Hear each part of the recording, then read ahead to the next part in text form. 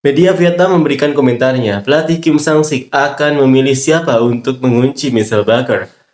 Bui Hong Viet An dengan tinggi 1,84 meter memiliki pengalaman yang matang bersama tim nasional senior dan U23 Vietnam menonjol dalam kemampuan membaca situasi serta duel udara.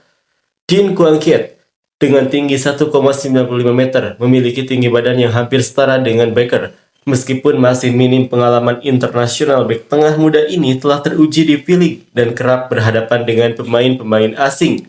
Doan Van Hau dengan tinggi 1,85 meter dipercaya oleh pelatih Kim Sang-sik untuk mengisi posisi bek tengah kiri, pengalaman ketegasan, serta kemampuan duel bola atas menjadi keunggulan utama Van Hau.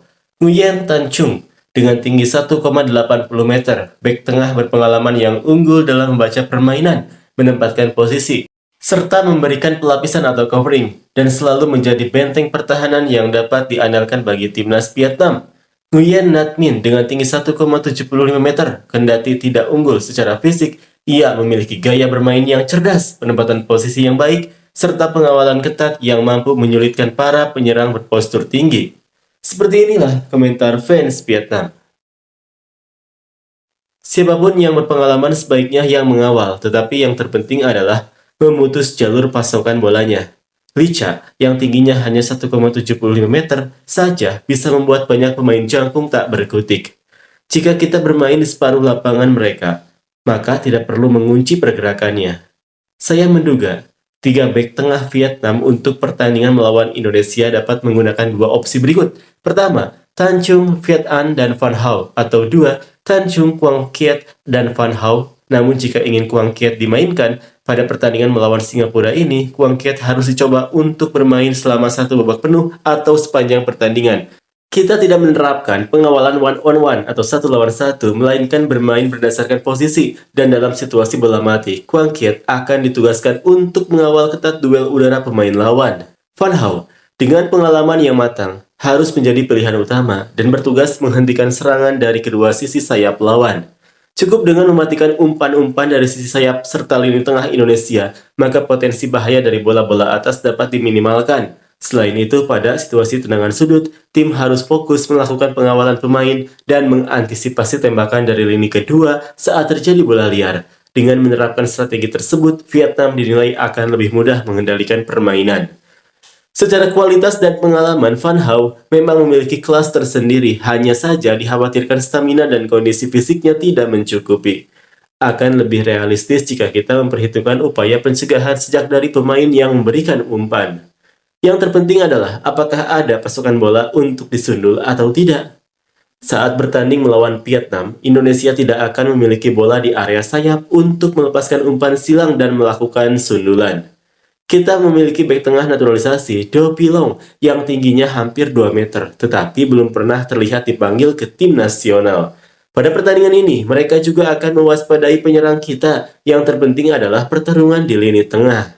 Hanya pemain berketinggian 1,95 meter itu yang sebanding. Untuk apa membawa 2 pemain berketinggian 1,8 meter tersebut, sementara pemain Indonesia tingginya mencapai 1,96 meter?